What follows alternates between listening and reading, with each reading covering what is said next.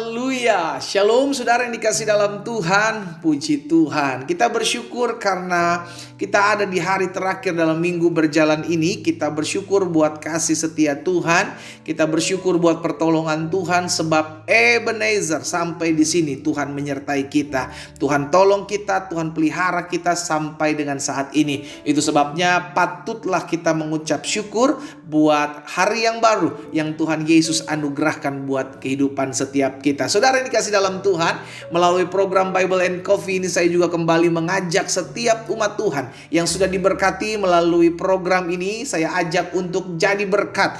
Caranya sederhana, bagikan kembali renungan pagi ini sehingga ada banyak umat Tuhan, bukan hanya kita, tapi ada banyak umat Tuhan juga turut boleh mengalami berkat-berkat yang sama yang kita terima setiap pagi, sehingga mereka juga turut dikuatkan, mereka juga turut mengalami pengharapan dan mendapatkan pengharapan, dan mereka juga turut menemukan jalan keluar yang berasal daripada firman Tuhan. Ya, puji Tuhan. Mari saudara yang dikasih dalam Tuhan, kita kembali akan merenungkan firman Tuhan. Kita berdoa, kita datang kepada Tuhan. Bapa, dalam nama Tuhan Yesus kami mengucap syukur buat kasih setiamu, buat kebaikanmu dalam kehidupan kami. Hari ini kembali kami memulai hari bersama-sama dengan Tuhan. Kami percaya firman-Mu tergenapi atas kami. Cari kerajaan Allah serta kebenarannya terlebih dahulu, maka semuanya akan ditambahkan kepada kami. Kami imani, biarlah Tuhan yang berbicara bagi masing-masing kami. Roh Kudus mengajarkan kami, menuntun kami, agar kami tinggal dalam kebenaran, dan kebenaran itu yang memerdekakan hidup kami. Dalam nama Tuhan Yesus Kristus kami berdoa. Haleluya. Amin, amin, amin. Puji Tuhan.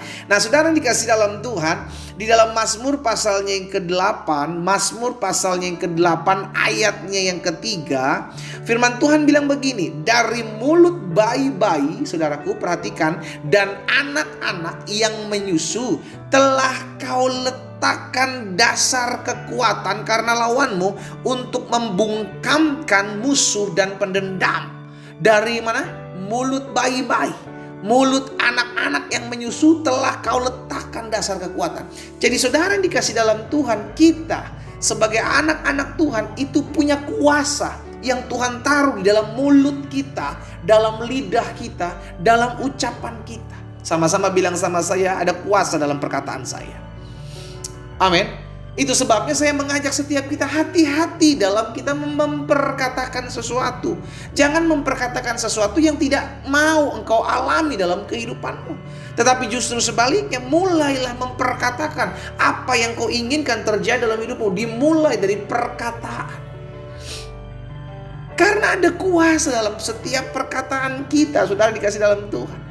Itu sebabnya kita sadar betul, karena ada kuasa dalam setiap perkataan kita. Kita mesti hati-hati betul, waspada betul. Jangan sampai ada dosa karena perkataan kita, menyakiti sesama kita, menyakiti hati pasangan kita, menyakiti hati anak-anak kita. Semua dimulai dari perkataan.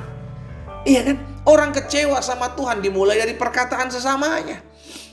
Orang sakit hati, orang kepahitan oleh karena perkataannya. Jadi saudara dikasih dalam Tuhan, dari mulut kita, dari perkataan kita, dari ucapan kita, orang bisa menerima berkat, atau sebaliknya orang bisa menerima kutuk. Makanya dalam Amsal jelas dikatakan, Amsal pasal 18 ayat 21, hidup dan mati dikuasai lidah. Lihat saudara, baik hidup maupun mati, lidah punya peranan di dalamnya. Iya kan? Hidup dan mati dikuasai lidah. Siapa suka menggemakannya, siapa suka mengucapkannya, siapa suka memakai dan menggunakannya, akan memakan buahnya. Jadi saudara yang dikasih dalam Tuhan, setiap ucapan-ucapan kita, setiap perkataan-perkataan kita, itu tadi saya bilang bisa menjadi berkat bagi sesama, namun bisa juga menjadi kutuk bagi sesama. Hati-hati sekali dengan apa yang kita ucapkan. Karena ketika kita mengucapkan sesuatu, bisa jadi itu tidak berkenan, itu tidak baik buat sesama kita. Tetapi bisa juga sebaliknya, apa yang kita ucapkan bisa menguatkan mereka. Orang akan memakan buahnya, bukan hanya orang lain, namun kita pun bisa memakan buah dari apa yang kita katakan. Karena lidah, karena mulut, badan binasa. Jadi hati-hati dengan segala ucapan kita. Sebagai contoh, jangan seringkali dalam rumah tangga kita gampang mengucapkan cerai aja, pisah aja. Kalau itu ada kutuk yang diucapkan dalam rumah tangga kita tanpa kita sadari, saudara. Kalau engkau pernah mengatakan hal itu, cabut, patahkan dalam nama Yesus, sehingga tidak berlaku atas rumah tanggamu. Jangan, jadi gini, belajar untuk pikirin terlebih dahulu. Pikirin apa yang hendak akan kita katakan. Jangan sebaliknya, kita ngomong aja dulu nih, nanti mikir belakangan. Terlambat, saudara. Kita udah mengeluarkan perkataan yang mungkin bisa saja membuat orang lain kecewa, orang lain sakit hati, orang lain punya kepahitan terhadap ucapan kita, terhadap perkataan kita. Makanya dimulai dari pikiran kita. Pikirkan dulu. Kira-kira perkataan saya jadi berkat nggak buat orang lain? Kira-kira ucapan saya menguatkan nggak orang lain? Kira-kira ucapan saya ini bisa memberkati dan membuat orang memiliki pengharapan? Atau sebaliknya, dengan ucapan saya orang lain jadi kecewa, dengan ucapan saya orang lain jadi sakit hati? Dipikirin terlebih dahulu. Markus pasal 11 ayat 23. Markus pasal 11 ayat 23, Tuhan Yesus pernah berkata seperti ini, saudara. Kuasa perkataan, lihat ya.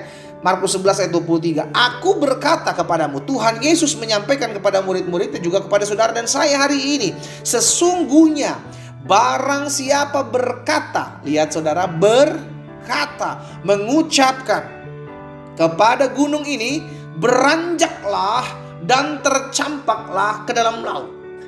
Asal tidak bimbang hatinya, tetapi percaya bahwa apa yang dikatakannya itu akan terjadi, maka hal itu akan terjadi baginya. Jadi apa yang kita ucapkan itu bisa terjadi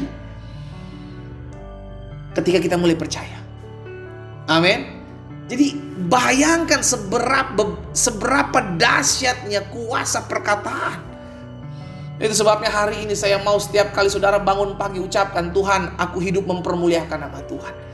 Ucapkan, dalam nama Tuhan Yesus tubuhku sehat. Dalam nama Tuhan Yesus aku akan lihat perkara-perkara dahsyat di hari ini. Dalam nama Tuhan Yesus aku akan lihat pertolongan Tuhan di hari ini. Ucapkan hal-hal yang baik dan percaya sesuai dengan imanmu jadi padamu. Belajar mulai hari ini ketika engkau mendengarkan firman Tuhan ini. Mulai bangun pagi, perkatakan hal-hal yang dahsyat yang akan kau alami dalam sepanjang hari ini.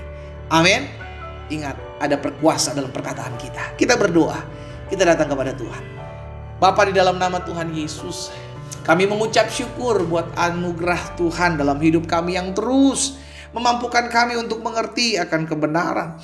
Dan kami percaya Tuhan sendiri yang menuntun dan mengarahkan setiap langkah hidup kami, jalan-jalan hidup kami, yang pada akhirnya hidup kami selalu mempermuliakan nama Tuhan. Hamba berdoa buat umat-Mu dimanapun mereka berada, tuntun, arahkan dalam seluruh jalan-jalan-Mu yang sempurna, sehingga melalui hidup kami dan secara khusus melalui perkataan kami, ada banyak umat Tuhan dikuatkan, ada banyak umat Tuhan diberkati melalui perkataan kami, ucapan kami. Banyak umat Tuhan dikuatkan hidupnya.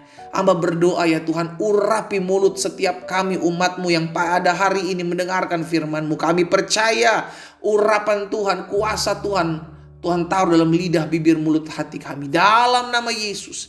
Hamba juga berdoa buat yang sakit, Tuhan jamah dan sembuhkan. Yang berbeban berat, Tuhan beri kelegaan. Hari ini kami lihat pertolongan dan anugerah Allah. Dalam nama Yesus kami berdoa. Haleluya. Amin. Mari kita nikmati kopi kita, saudara. Haleluya. Hati-hati dengan setiap ucapan kita. Karena apa yang kita katakan bisa menjadi berkat buat orang lain. Namun sebaliknya juga dapat menjadi kutuk buat orang lain. Jaga perkataan kita. Tuhan Yesus memberkati kita.